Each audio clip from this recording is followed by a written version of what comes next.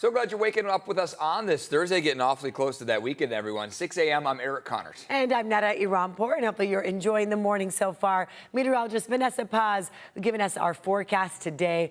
Clouds and coffee, I feel like, going together, right? The clouds and coffee. Boy, exactly what we have. Isn't that We a all nice have. spring name to our show? Yeah, Joining us for coffee. Clouds and I Coffee. like that. Clouds and Yes. coffee. There we go. Yes. Oh, The name of a new cafe. there you go. There you go, Nada. I like it. 6 o'clock on the dot on your Thursday. Hope you're all having a beautiful week so far. We're waking up to cool conditions, very cozy. So kudos to you if you get to sleep in this morning. We are waking up with some clouds. Thankfully, those clouds, though, are high enough off the surface where they're not causing visibility issues. Usually clouds, when they thicken up, they warm things up for us, and that's not really the case. We're still waking up rather cool across our most populated neighborhoods west of the mountains, with the exception of Escondido and Ramona, hanging out in the 40s this morning.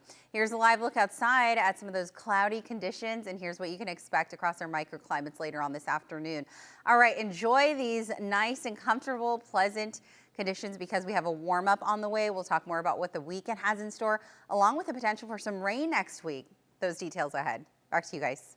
Actually, let's go ahead and get to traffic first. As we take a look at the traffic maps, I'm happy to report that we're in really good shape. In fact, we're looking at steady speeds coming in from Escondido and Oceanside this morning, both on the 5 and the 15. No major problems there. If you're traveling in right now from Santee or headed out the door in from La Mesa West, you're looking at really nice speeds of about 75 to 80 miles per hour. So same deal coming out of National City and Chula Vista. And here's a quick look at travel times in from San Ysidro up to the 94, 15 minutes. And we're shooting for about 10 or so coming inbound from the 54 up to the 8. Back to you guys. Vanessa, thank you. This morning, deputies are investigating after San Diego police shot and injured a woman. Per protocol, the sheriff's office has taken over this, and they released some new details just a few hours ago. So it happened right here around 5 p.m. yesterday at 16th Street and Island Avenue downtown. Authorities say callers reported a woman stabbing another man. Authorities say officers told the suspect to drop the object she was holding, but she continued to move towards them while holding it. The sheriff's office says one officer fired multiple times and that the woman was also tased. She has non-life-threatening injuries. The victim of the original assault is okay and no one else was hurt.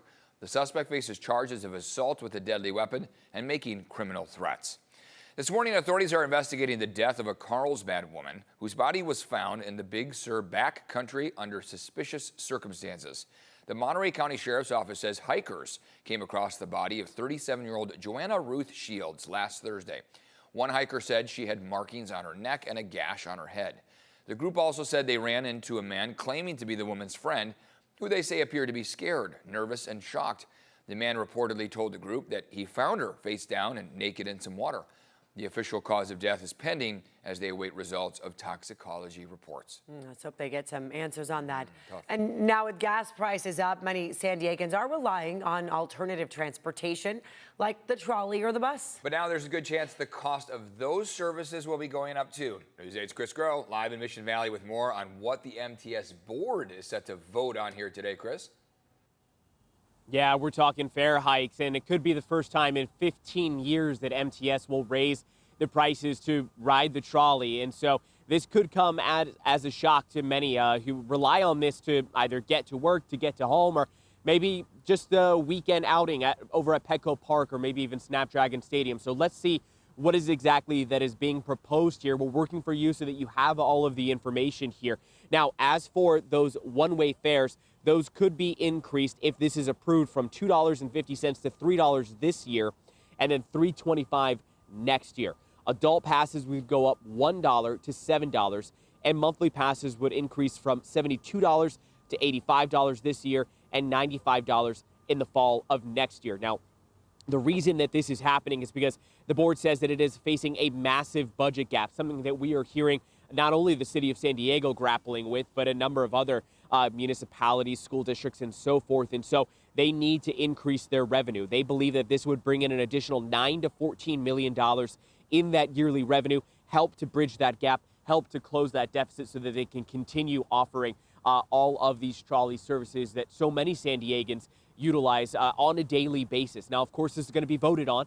The MTS board will be meeting this morning. We'll have full coverage of that here on News 8, and we'll update you here on our app as well as our social media channels as soon as we find out exactly how it is that vote went down. Back to you in studio. Chris, thank you very much for the update there. And now this morning, a San Diego City Council committee will consider a proposal to reduce the special event parking rates downtown. Right now, meters cost $10 an hour during Petco Park events. Council member Raul Campilla wants to cut that to $5 an hour, limit enforcement to 5 blocks, and apply it for only 5 hours. A city spokesperson previously told us the revenue goes towards local infrastructure and that reducing fees would create a bigger deficit. This morning, San Diego Mayor Todd Gloria proposing major cuts to close the $120 million budget deficit. So the mayor unveiled his $6.4 billion budget proposal yesterday. He says the shortfall was built over decades of deferred maintenance and rising costs. This plan includes pausing arts and cultural grants, reducing hours at libraries and rec centers, and laying off city workers, including middle management positions. At the same time, Mayor Gloria says funding for police, fire, homeless services, and road repairs would increase. A final vote on this budget will happen in June.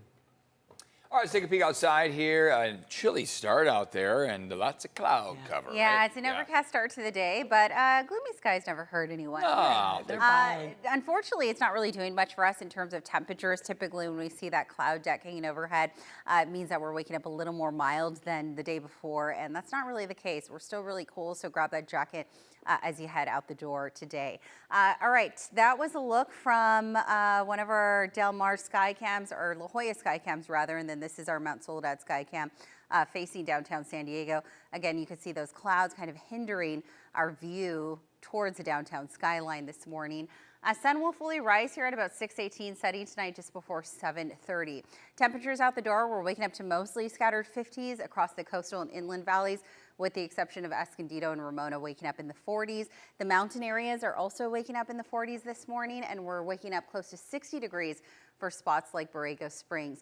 Current winds right now are calm, but we are going to see those onshore winds enhanced, all due to a trough of low pressure that's dropping south. So you can expect breezy conditions along the coast and inland valleys, with even stronger winds for the mountains and desert areas. As of right now, the National Weather Service has not issued a wind advisory, but you can expect those winds to peak, especially for the county's eastern half, anywhere between 40 to about 45 miles per hour later on this afternoon. As we take a look at today's highs, we'll be in the upper 60s, low 70s along the coast and beach neighborhoods. Another nice day, but a little cooler than yesterday for the inland valleys. We'll top out in the mid to low 70s. We'll be in the low 60s for the mountain areas and mid to high 80s for our desert communities this afternoon, with a lot more clouds in the mix, again, because of that storm system. It won't bring us rain, but we will certainly feel its impact in the form of clouds, as well as those windy conditions and cool temperatures this afternoon.